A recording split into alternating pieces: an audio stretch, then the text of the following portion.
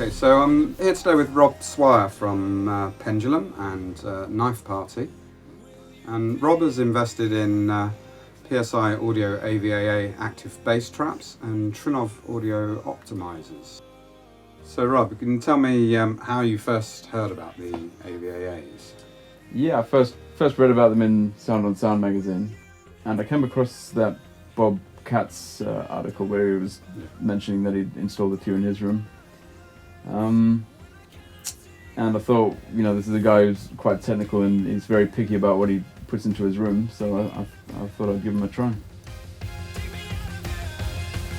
I mean, this room that we're in right now has always had a bit of a weird frequency issue down, you know, at the low end, about sort of 120 hertz. There was some sort of peaks around 80 and then dips all over the shop. And I was just finding that every time I took a mix back to my house or played it in someone's car, I was just like, no, that's completely wrong.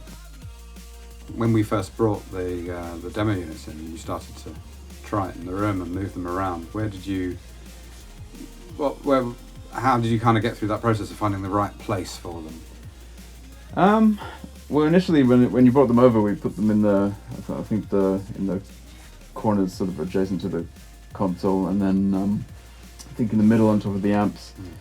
And I remember you turning there was a little remote that turns them on or off, and then you turn them, they were completely off, and then you turn them on, and just this sine wave that we were playing came up about 6 decibels, which was incredible. But when I bought them on my own, I was sort of trying them in all sorts of different places in the corners at the back of the room.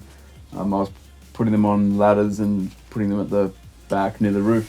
I was putting them on top of the main monitors, and I was sort of fixing the frequency spectrum all over the place, but just this one problem area that I couldn't solve. And then I tried it right next to the speakers on the floor, and the problem came up. You know, the dip came up about 10 decibels. We introduced the Trinnov to your life, which I think is something that you weren't necessarily sure about to start with when I first brought it in. No, there's a lot of skepticism around sort of room correction, and perhaps unfairly, but also I think fairly. I mean, there's a lot of products out there that I don't think are quite up to scratch, and the whole, you know, room correction in general gets judged on the merits of those systems. But then once you actually heard your room optimised with the Trinnov ST2, you changed your mind. Yeah, it's amazing. When you first brought it around for a demo and set it up, I was like, I wasn't used to the sound at all, and it freaked me out a bit. And you said, you know, just give it time. Most people end up leaving the system completely flat, and I wasn't convinced. And I was EQing bits out, and I was changing the response to put a little bit of the original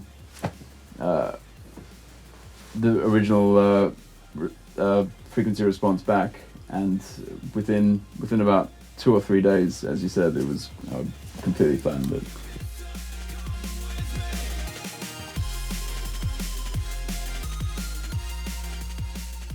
A remix at the time for a band, a Knife Party remix, and usually I would have been in here for sort of a week or more, agonizing over the mix and checking on different systems, and then coming back and fixing and writing notes and doing all that. But I thought, just as a sort of test of the Trinnov, I'd just mix it pretty much completely blind, and then I'd take it back home, listen on headphones, and see how it went. And I was so happy with the mix that I did sort of in one night. It ended up being the final version. And just how quickly that mix came together, I was like, okay. Yeah.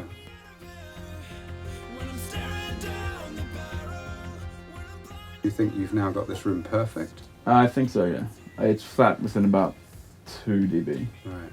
And there is, I don't know, it was drastically far from that before. Yeah, yeah. Has it made you feel different about your monitoring? Because you've got a custom-built monitoring system in here. Is it? It has, especially because I'd first heard those monitors at a mastering studio in Perth, and I was so impressed that I pretty much replicated the guy's signal chain. And in this room, I was almost having to convince myself that it sounded okay, even though sort of the results of taking mixes home was kind of proof that they weren't. And the Trinnov almost made them sound, just as good as they sounded in that mastering studio. So I think more than anything, it's just given me confidence in that what I'm listening to is what's actually going to be the final result. Whereas before it was just so much guesswork that it was actually quite draining.